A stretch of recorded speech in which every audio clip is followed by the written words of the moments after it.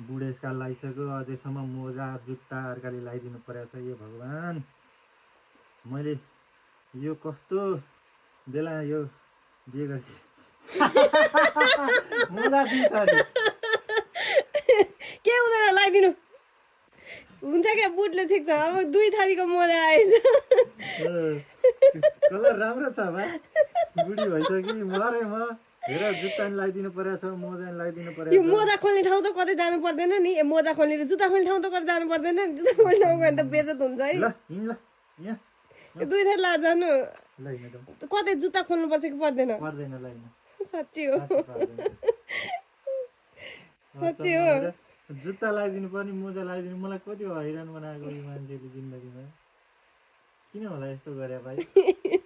कि सुरुदेखि नै लगाइदिनु हुँदैन थियो? सुरुदेखि नै लगाइदिएपछि त अब बाँचुन्जेल लगाइदिनुपर्छ बुढेसकालसम्म। यो धेरै माया गर्यो भने यसको परिणाम मैले भोग्नु पर्ने होला होइन फेरि पछि। के हुन्छ अब 10 वर्षसम्म भोगिरहेको छ त कति भोग्नु। अब बुढेसकालमा मैले यसको परिणाम भोग्नु पर्ने होला नि त फेरि। 2 थरी मोजा यतिक जाने बेइज्जतै हुन्छ होला बुढा। चेन्ज गर्नुपर्छ होला। एउटा निलो एउटा कालो। बुढाको टी सर्टसँग एउटा टी सर्टसँग म्याच गर्ने छ एउटा प्यान्टसँग म्याच गर्ने छ। ल ठिक ल ठिक छ ल के भन्छ अरे कलर मात्रै फरक हो डिजाइन एउटै हो केही फरक पर्दैन। ल